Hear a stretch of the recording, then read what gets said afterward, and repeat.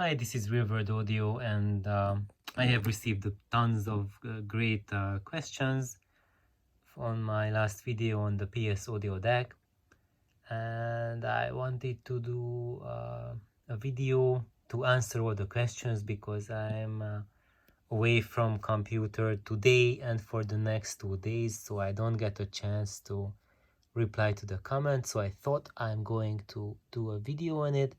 But to tell the truth, now that I'm about to do this, I'm just so exhausted. I can't even think straight, much less than answer questions that make any sense. I mean, my answers making any sense. However, uh, I'd like to talk about something that relates to my activities during today and this long weekend. And this is about also something very close to audio and very close to music. And no, I'm not taking music lessons. I would say not learning instruments, but I'm in the middle of doing an Argentine tango seminar series with a really fantastic dancer pair um, who are teaching us, and it's really a fantastic experience and reminds me and prompted me the subject for this video, and that subject is musicality. And musicality is something, it's a word that for audiophiles it's a mixed bag of cats, because there's some audiophiles who think that musicality is a great thing, and your stereo system either can do musicality or it can't do musicality. And there are other audiophiles who would tell you that those people who love musicality, they are nuts. All that they love is distortion, and they are not serious audiophiles, and the gear that they listen to music on, it really belongs to a junkyard, and you shouldn't even think about that. And my take about these different views is something very, very different from this view, because the word musicality, it gets meaning when you are a musician, and when, most importantly, when you are a dancer. Because as a dancer, musicality is everything for you. It means that the ability to translate music into movement, to translate music into dance. And in my interpretation, musicality of a stereo system is the ability of that stereo system to tell you about the structure of the music. And it has nothing to do with distortion and about your childhood memories of how a broken turntable sounded and you love the cracks and pops. This is all BS. And people who think that musicality is a dead end, they are really I think they need a little bit of a reality check, um, because music to me is either something alive or dead.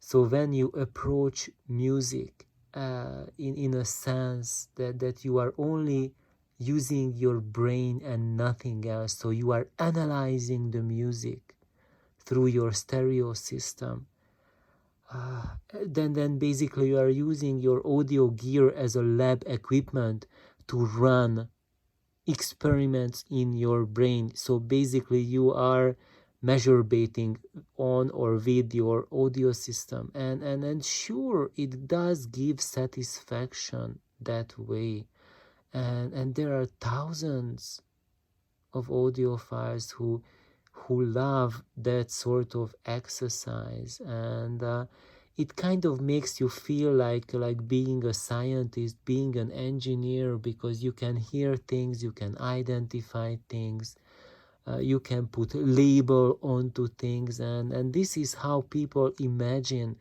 that that's what scientists do. And yes, that is part of what a scientist does, but scientists do much more than that, and that label making, identification, and measurement, that's just the sugar coating in science as well. So where science really happens is the theories, what you do with your measurements. The measurements are only as good as your ability to use those measurements to formulate theories that more or less describe the universe around you. And you might think that I'm just really jumping around with my thoughts, but there is no clear definition for neither for the approaches of audiophiles.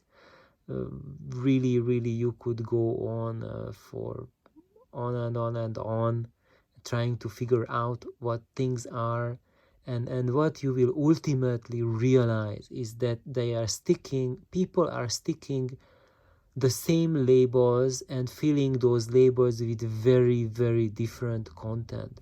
So when you look at Arthur Salvatore's website, highendaudio.com, I have already made a few videos on him and sharing my thoughts about his thoughts, because I found that we have a lot in common, him and my outlook on the world of audio, but his definition for musicality is 180 degrees opposite from mine.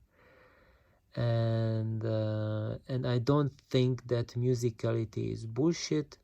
I think musicality is truly everything about music, and that's why I have just a waltz music LP in front of me. I haven't heard this record yet, and the only reason why I'm showing it because it says Vienna Waltzes, and if you know Argentine tango, then you know that there's something called the tango valse, and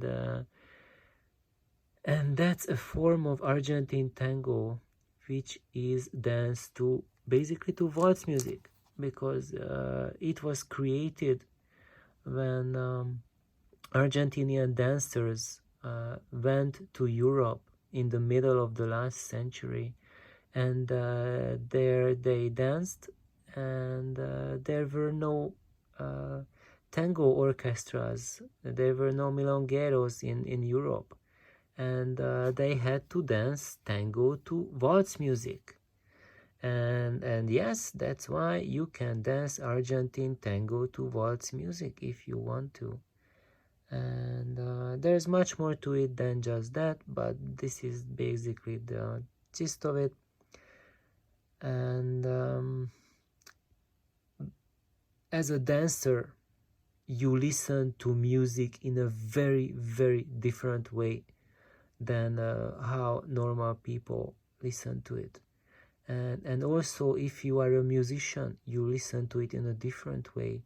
And if you are a musician, of course you listen to how the orchestra is playing, and how those people are playing who play your instrument, and then you learn from it, you can relate to it, you can compare it to your own performance, and that's something really wonderful. But when you are a dancer, actually then your job is 10 times more difficult than what a musician faces. And this was a topic that we had today in the master class that I was doing is how the musicality works, how you can tune into the music, into different instruments, like to the bandoneon or to the piano, and then how you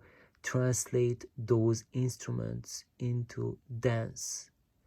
And we were, for example, like first like clapping the beat, like how the bandoneon is playing, which is the Argentine harmonica, the tango harmonica, and we found out that it's pretty easy to follow the beat. It's pretty easy to follow the notes, but when you want to translate it into dance, it's way harder. And when you listen to dance that way, that is the musicality. That's how you can tune into musicality. And if your stereo system has the ability to present you the music in a way that a live orchestra presents it for you, then you can follow and translate the music much more easily. But I also have to tell you that it is not so simple as comparing it to a live orchestra, because when you have a live orchestra playing music for you and you dance for it, a lot depends on the acoustics of the venue. And in most of the cases, when you have a dance hall or a ballroom, when you are dancing, the acoustics in 90% of the case are absolutely atrocious. And even if you have live music playing, it can be really terrible. And now I'm just relating you an experience that what I had when some of you know that I'm also a Zumba instructor, and the first time I ever had my Zumba class was at a nightclub actually, and the stereo system was so atrocious that I didn't even hear the beat. So that there were entire instruments that were missing, that I couldn't hear from the point where I was teaching the class. And that is something that's also part of musicality, is the ability to hear the instruments and being able to connect them into dancing, into beat. And when you are a good dancer, or a dancer who is worth his or her salt, then you know that that to dance a song is really, you have it. It feels like the music is flowing through you. And if your stereo system or the venue, it doesn't matter if it's a stereo system or live band, but if you can't hear the music, you cannot hear it properly, you cannot translate it. It remains not as good as an experience as you want it. And for example, in the case of my first class, where I couldn't hear the beat of the stereo system, I was like pissed off like crazy and really mad, like how come this can be. And this professional amplification in professional venues are just so atrocious. Yes, they can be so atrocious, but regardless of that, people had a blast, and it was a great experience. I had great, just absolutely off the chart feedback for that class. But it does not change the fact that I really wished that the stereo system was on top of things that night and many other nights. Okay, so coming back to what you can feel that today has been a long day. And of course, if you're a dancer, you are used to dancing many hours during the day. That's not a biggie. But when you do that after 2 years of real passivity that we had during these hard times, plus that coupled with extreme workload, plus lack of sleep, it really translates to quite a different experience than what you are used to normally. And it was also something that truly made me just pause my thoughts on audio and just on the parts, on what you can do, on how you can modify stuff, how you can take apart stuff, how things work. It's I would say the most important thing about music is how you think about music itself, how you approach music, and dancing is the most powerful way to approach music.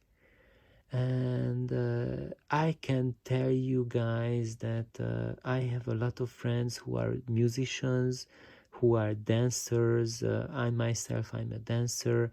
I dabbled with music. I'm a little bit of a drummer, and a little bit of guitar. I'm kind of a natural flute player, so I never learned flute, but once I had just fun with Nelly's Baroque recorder, and when I was listening to Handel, I was just following it on the recorder and just goofing around, and then she was telling me like, what's going on? You are following Handel on the recorder and you never even learn the instrument. I don't even know what those holes are that you hold down. And if I just spend a month with it and just randomly blowing notes in it, it forms into a music. And apparently I'm some sort of really rare violin genius, but I tell that in a different time. But I never got to explore that part yet, because I know that I want to pursue that sometimes, but it would require some really serious time investment. And I know if I do that, I probably need to retire first. So that's about it. And I was saying that because I have, I would say, a deeper basis on comparing different aspects of music and how you listen to music. Because I listen to music as an audiophile.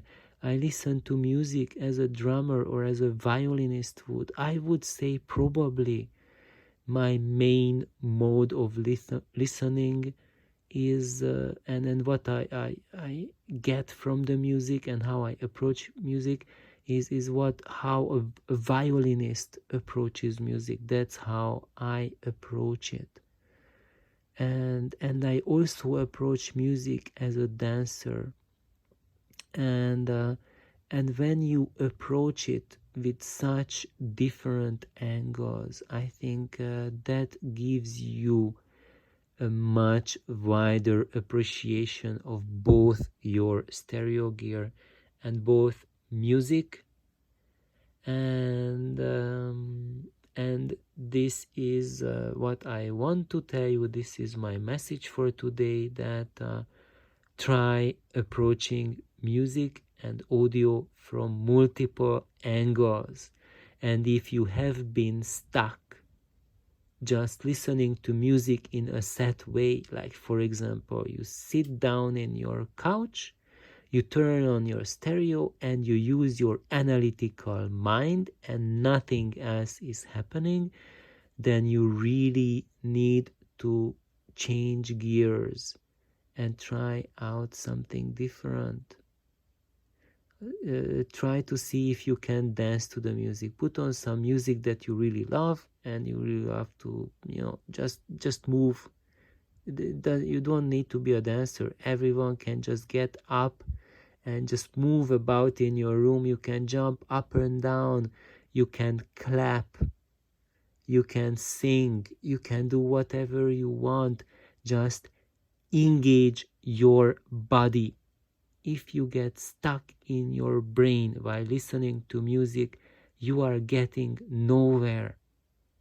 Of course, you can get wonderful experiences, but you can just take now my experience as a dancer, as a fledgling musician, that when you engage multiple parts of how we can perceive music, when you got to learn, you become comfortable with these multiple aspects, then you will be able to have a much more clear appreciation of both your audio system and both of live music.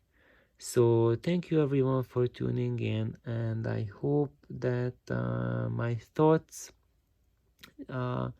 trigger something in you, and you can continue on your music journey with more energy and just a wider appreciation of things. So thank you. Please like, subscribe. Bye bye.